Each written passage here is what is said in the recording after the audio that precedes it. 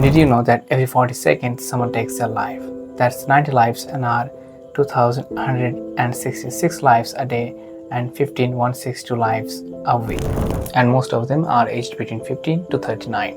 This number not only shows a crisis but also the silence and stigma surrounding the mental health issue. In our generation where social media shapes everything in and out, if you just try to explain your depression to your family or friend, they are probably going to make fun of you. They're going to assume that you are a weakling and seeking for attention. And they will say, don't be weak, don't be childish. I've got more issues, more problems than you, and still functioning. Be strong. But they will not understand that you genuinely need help. Maybe they as well, but the situation is so neglected that we can't express ourselves to them or they can to us. In our current generation, survival is more of a mental challenge than a physical challenge. Depression is so much common. More or less everybody is depressed to a certain point. And I can tell you from my personal experience that mental pain is much worse than physical pain. Physical suffering at worst will put you in the hospital, and with care and time and medicine, you will eventually get better and heal. But mental suffering is not the same. It's completely opposite. Initially, it will not hurt at all. I mean, absolutely not. You will not feel any pressure or anything. But with time, it will keep piling up, and one day it will become so much that you will not be able to hold it anymore.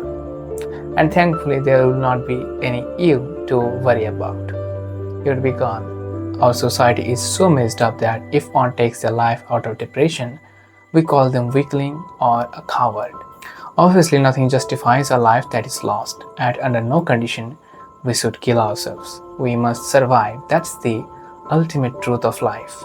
Now, come to think of it, if the ultimate truth of life is to live, to survive, why would one do such a thing? Why would you like to commit suicide? I mean, how bad could it be? How much could have it hurt that one had to do it?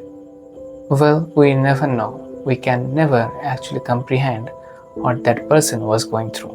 At best, if we had personal similar experience, maybe we can assume relate to something, but we can completely understand what was going on their mind. For example, if you heard that a student has committed suicide, what do you think?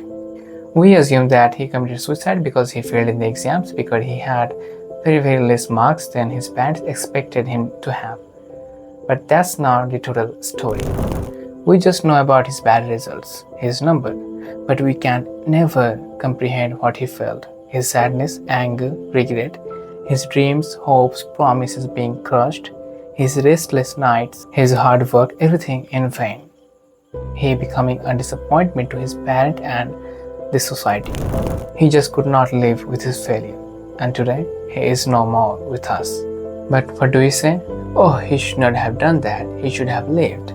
A piece of paper can decide your future. Well, unfortunately, this kind of words, this kind of positivity does not come out of your mouth when he was still there to listen. Our current generation is perhaps the most depressed generation ever. Almost 20% of the population is in immediate need of therapy. And the worst part is that we are incapable of getting out of a depression on our own. We are afraid of expressing ourselves to our family or friends because we think that they're going to judge us, they're going to make fun of us, or they're going to assume that we are a weakling, a coward. So we're just keeping our depression within ourselves, assuming that it's no point in sharing because it's not going to do anything better for us anyways. But we can't let it be like this anymore. It's hurting all of us. It's just a matter of time before we all go insane. So the only thing I want you to do is talk to others. Yeah, that's it. That's the first and only thing you need to do to cure a depression. Talk about your problems, your issues with your family or friends. Don't think that they are going to judge you. Believe me, they are in the same situation as well, and they would like to talk about their problems and depression as well. Remember that we are family, we are friends. At the worst case scenario, we have none but each other. So it's better that we help each other now, or it will kill all of us. And even if you are depressed that badly, then I suggest you go to a therapy. Do a like and subscribe if you found this video useful, and yes, do share this with your family or friends who might need it. And yes, if I have made any mistakes or you have any suggestions, please do let me know in the comments. I'm still learning and growing. Thank you for watching.